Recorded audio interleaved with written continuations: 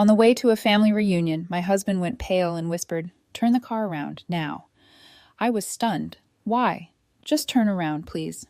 I trusted him, and it saved us. When I found out why, I never saw my parents the same way again.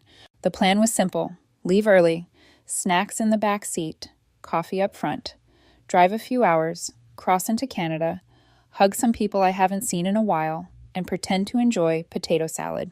It was going to be normal, borderline boring, which was honestly the goal. I was driving. I always do, mostly because I hate how my husband brakes at the last possible second, and also because motion sickness is one of my many talents. The kids were semi-conscious in the back seat, half watching a cartoon and half arguing over invisible lines drawn across the seat cushions. All three of them, ages 5, 7, and 10. Tiny chaos in matching neck pillows. It was fine. Not magical, not miserable, just fine. Until he said it. Turn around now. I didn't react at first, or I did, but not in a real way. I laughed or smirked. One of those reflexes you do when you think someone's kidding, but not funny enough to deserve a laugh. "Why?" I asked. He didn't answer right away, just stared straight ahead, then said, "Please just turn around." That's when I knew it wasn't a joke. My husband doesn't do panic. His default settings are calm, and occasionally tired. I've seen him get through a kitchen fire with less tension. So I took the exit, last one before the border. It curved off gently, like the road itself was offering me a second chance. The moment we left the highway, his body relaxed. Not all the way, just enough to make it obvious he'd been bracing for something. "Okay," I said. "Want to tell me what's going on now?" He shook his head. "Just drive." "Drive where?" "I don't know. Anywhere but there." The kids were starting to notice. "Are we going the wrong way?" my middle one asked. "We forgot something," I said automatically. "What?" "I'll tell you later." The youngest piped up, "Is it snacks?" I didn't answer. My husband didn't speak again for a long time. We drove in silence. 20 minutes, maybe more. Just miles of trees and guilt pressing on the back of my neck. Then he said, "Take the next turnoff." It led to nowhere. A narrow access road with no sign and no real purpose. One of those places you only find when you're lost. Or about to be. I pulled off. He unbuckled his seatbelt. "Stay here." He got out and walked to the back of the car. I couldn't see anything from where I was, so I just sat there, waiting. My hands were sweating. My heartbeat was doing something weird. Fast and heavy, like it knew something I didn't. After a minute, the trunk closed. He came back to my window. "Can you come out?" "Why?" "I need you to see it." He didn't sound angry or scared, just tired and very, very sure. I got out. He walked me to the back of the car and opened the trunk. Didn't say anything, just pointed. I looked, and then I forgot how to breathe. I wasn't scared. Not yet. Fear was still on its way. What I felt in that moment was something slower, heavier, like falling through the floor of my own life. I didn't touch it. I didn't need to. I just knew we were one wrong choice away from losing everything. The funny thing is, I actually thought I was the responsible one in the family. Not responsible in a pays their taxes and wears sunscreen way, though yes, those too. But in the sense that I thought I could be the stable one. The one who didn't explode or vanish or lie for sport. The one who tried. The one who offered help when she could afford to, and boundaries when she couldn't. But looking back now, I mean really looking, I can see that being the responsible one in my family was like being the designated driver at a demolition derby. They didn't want help. They wanted cover, and I gave it to them. For years. It started when I was a kid. My parents were the kind of people who believed that living well was a matter of image, not money. Image. If you looked successful, if you seemed generous, if your Christmas lights were straight and your fridge had 5 kinds of mustard, then that meant you were doing okay. Didn't matter if the credit cards were maxed out or if the gas got shut off that one winter. We were doing okay. That was the script. Stick to it or get rewritten. We had years when things were tight. I remember cereal for dinner and one parent or the other suddenly working late most nights, which I later realized was code for, "We don't want you to know we can't afford things." But we also had years where they were flush. New car, new TV, new patio furniture no one actually used. The money came and went like weather. What never changed was the spending. I once asked my dad why we didn't save more when things were good. He said, "You don't need to save if you know how to hustle." I was 8. My sister inherited all of this. The hustle, the shine, the gravitational pull of someone who can light up a room while quietly unplugging your self-respect. She was the favorite. That wasn't a secret. Not even an ugly one, just a truth. They liked her more. They got her. She was like them. I wasn't. I was boring. That's what they called me, sometimes even to my face. Boring, uptight, too serious. My mom once told me in the middle of Thanksgiving dinner that my problem was I mistook discipline for personality. And the wild part? I believe them. Because when you grow up in that kind of house, you start to think the only way to earn love is to stay useful, to stay clean, to stay reasonable. So that's what I did. I became the responsible one. They'd call when they needed help navigating insurance claims or school applications, or when my sister lost another job and someone needed to bridge the gap. I gave what I could. Not too much, just enough to keep things from falling apart, just enough to not be the bad guy. Even when they made it hurt, even when they framed every no as selfishness. Still, I gave, because they were my parents, because it felt easier than the alternative. Then the ass changed. This was maybe 4 months before the trip. My sister's son, my nephew, was struggling in school. Bullied, they said, not fitting in, anxious, withdrawn. They'd had him evaluated, and apparently, some therapist recommended a smaller environment. There was a private school they'd found, very exclusive, very expensive, and, in their words, life-changing. They couldn't afford it, obviously, but they'd managed to get him conditionally accepted if they put down a deposit. They just needed help, just a little bit, just to lock it in. They'd pay me back, of course. My stomach sank the moment the words came out of their mouths. It wasn't that I didn't care. I did. That's the worst part. I liked the kid. I wanted good things for him. But I also knew this pattern. I knew how it started, and I knew how it ended. I said no. I said it gently, like you'd say it to someone holding a glass knife. I can't pay for private school. I have 3 kids of my own. We don't do private school. I'm sorry. They didn't yell. They just went quiet, cold. My mom said, "Of course, I forgot. You have rules." And then we didn't speak for a while, until the reunion came up. Suddenly, everything was cheerful again. They were thrilled to see us. They'd figured things out. The school, the reunion, the drive. It was all working out. I didn't ask how. I told myself it wasn't my business. They asked if we'd be willing to take an extra bag in our car. Their car was too full, and we had the SUV. Sure, I said. Just let me know. That was a few days before the trip. Then the morning we were leaving, as we were packing up, my dad handed me the red duffel. "Won't fit in ours," he said. "Just this one." I took it without thinking. Just tossed it in with our luggage and the kids' backpacks and a cooler full of juice boxes. Didn't even unzip it. Didn't wonder why they were so relaxed all of a sudden. Didn't stop to ask why the people who were struggling to pay for school, groceries, gas, and who guilt-tripped me for not helping, were suddenly fine. They smiled as we backed out of the driveway, waved like they didn't have a care in the world. And I remember thinking, just for a second, weird. They seemed really happy for once. I didn't think much of it at the time. Just another bag, just another trip, just another family mess I didn't want to get dragged into. Maybe I should have asked more questions. Maybe I was too naive.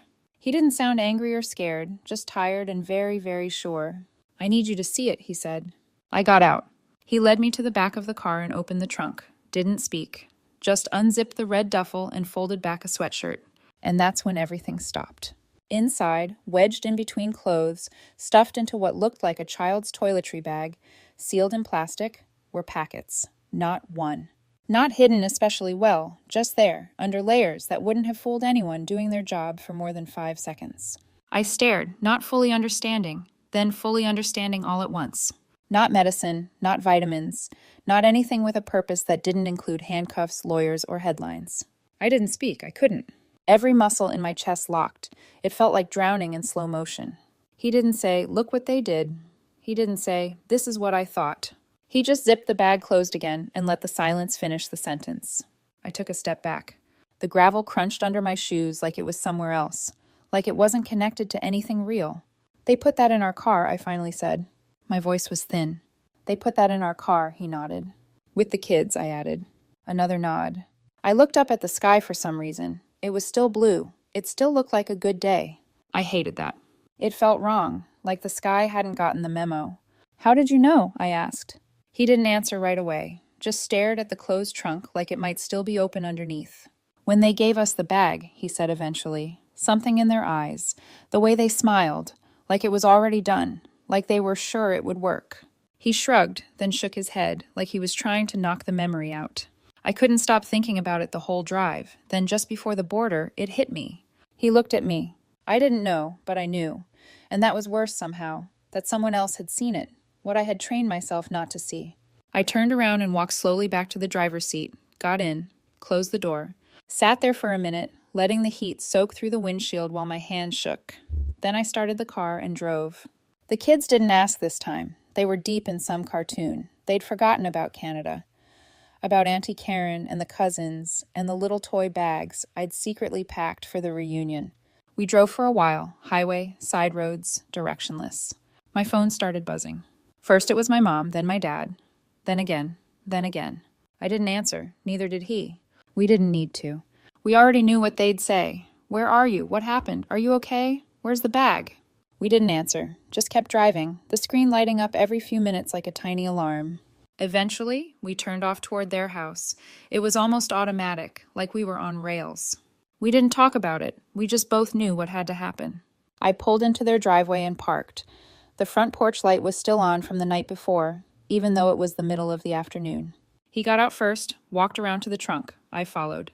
We didn't say anything. I reached for the mat, found the key, still in the same place it had always been, taped to the back of a fake rock my dad bought from a catalog that also sold deer whistles and solar-powered frogs. He opened the front door. We walked inside. The air smelled like old coffee and carpet cleaner. We placed the red duffel just inside the hallway. Didn't open it, didn't adjust it. Just set it down like a quiet bomb that didn't need to go off to ruin everything. He turned the knob, locked it behind us. We got back in the car, still no words. I think we both felt like speaking would contaminate something. Later that day, after we got home and the kids were asleep and the house was still, I answered the phone. It was my mother. Her voice was bright, fake, like this was a call about muffins. Oh, honey, we were so worried. We didn't know what happened. You just disappeared. I didn't say anything.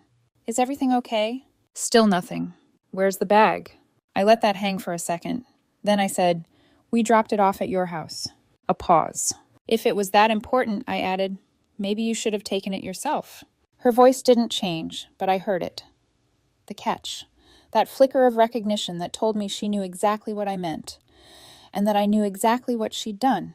She didn't say anything. Neither did I.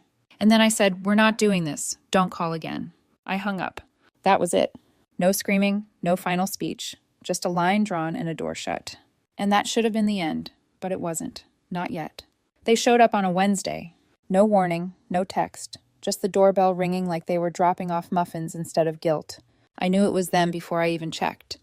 There's a kind of pressure that comes through a front door, like a bad smell or static in the air, especially when it's people who think they've done nothing wrong. I opened the door just enough to step outside and shut it firmly behind me. My parents were standing there like they hadn't just tried to blow up my life with a smile and a duffel bag. My mom gave me a tight, practiced grin, the kind that's supposed to look warm but doesn't reach the eyes. We wanted to check in, she said, like we were in a group chat and I'd just missed a brunch invite. My dad added, we thought maybe we could clear the air. I said nothing, just crossed my arms and waited. My mom hesitated, then said, we didn't know how much you understood. There it was, the tell. They knew I knew. They just didn't know how much I'd let myself believe. I tilted my head. You mean the bag? Neither of them answered, which was answer enough. You put it in our trunk, I said, with your grandchildren in the back seat. My mom swallowed. We didn't think it would be a big deal. It wasn't going to be anything, my dad said, trying to keep his voice even. Just something to help with the debt, that's all. We were desperate, my mom added. You wouldn't help. There it was again. The fallback excuse. The one-size-fits-all defense. You wouldn't help.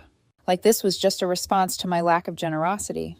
Like their betrayal was a natural consequence of my boundaries. I didn't yell. I didn't cry.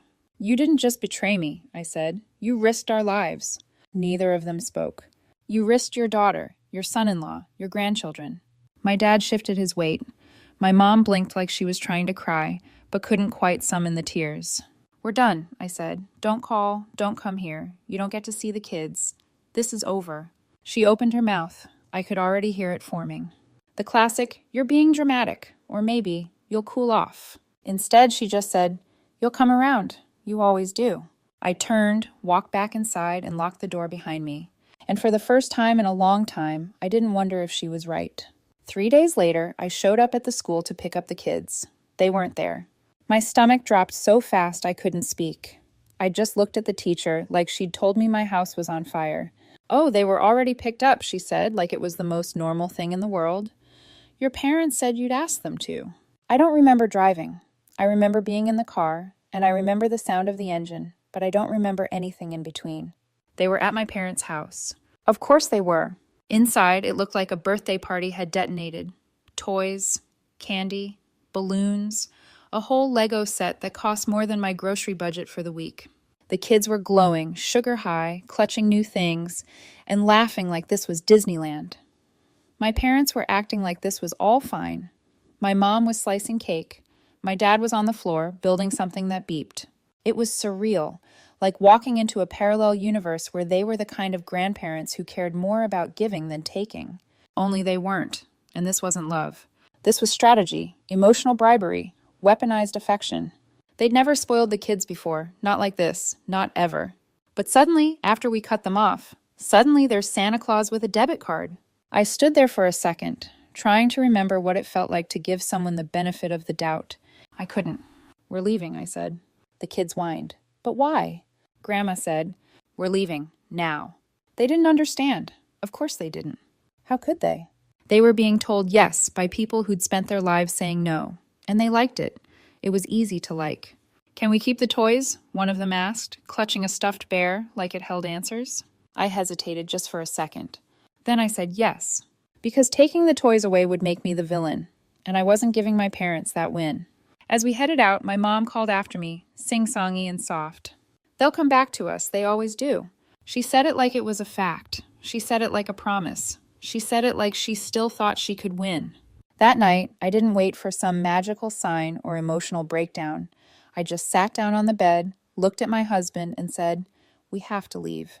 He didn't ask why. He didn't need to. "I don't want them near the kids, not at school, not at the grocery store, not down the block pretending to be harmless." He nodded slowly, like he'd already been halfway to the same place. "You mentioned North Carolina before," I said. "Your company has an office there. Your parents live there. I wasn't ready then. I am now." He nodded again. "The transfer is still on the table." "Good," I said. "Let's take it." No drama, no hesitation, just the quiet decision to burn the bridge and never look back. I didn't need revenge. I needed distance, and a clean start somewhere they couldn't reach us. Fast forward a few months later. We were in North Carolina. The mountains were beautiful. The air smelled like pine and fresh starts. The kids were in new schools. His parents, warm, grounded, drama-free, lived 20 minutes away and actually wanted to help. We didn't tell anyone where we went. We blocked numbers, disappeared. And not in the dramatic, storming off to find yourself kind of way. In the we deserve peace kind of way. One day my phone rang from an unknown number. I let it go to voicemail. Later I listened. A cousin, one I barely spoke to. "Hey, your mom says she doesn't know where you are. She's really upset. Said you just cut off contact. I don't know what's going on, but family matters." I deleted the message, didn't call back, didn't explain. Because by then, the only thing I cared about was this. We were safe. We were free. We didn't disappear. We escaped. It was about 6 months later. New state, new school, new routines. I'd almost gotten used to not checking my phone with dread. The quiet wasn't comfortable yet, but it was no longer terrifying, just still. And then I got an email from my sister. Subject line, "Emergency. Please read." I stared at it for a while. I thought about deleting it unread. I thought about marking it as spam. Instead, I opened it. It was long, frantic, poorly punctuated. The gist? Our parents had been arrested again. This time, not for being stupid, though that was still part of it, but for actually doing the thing they almost let us get arrested for. They tried to smuggle something across the border themselves. No middlemen, no family scapegoats, just a trunk full of product and 2 people in their 60s who still thought rules were suggestions. They were caught, obviously. The email ended with a plea. "They need help. They need money for a lawyer. This is serious. You have to put the past aside and show up. Your family." I read that line 3 times. Then I hit reply. All I wrote was, "And I did show up once. I'm not doing it again." And I meant it. I didn't hear anything else for a while. I didn't need to. But eventually, word found its way back to me, as it always does. Cousins talk, family trees have rot, but the roots are deep. They were charged with possession with intent to distribute and attempting to cross an international border with controlled substances. A few pounds, enough for intent, not enough for headlines. They took a plea deal, 4 years each. Not life-changing, but not nothing either. Enough time to sit with what they'd done, if they were capable of that, which honestly, I doubt. The part of me that used to flinch when people mentioned second chances is quiet now. We have a life here. It's not perfect, but it's ours. The kids laugh more. My husband sleeps better. And I haven't had to translate guilt into silence in a very long time. And as for the rest of it, I don't regret the boundary. Not for a second. But you tell me, did I go too far or not far enough? Let me know in the comments. And if you're new here, hit subscribe.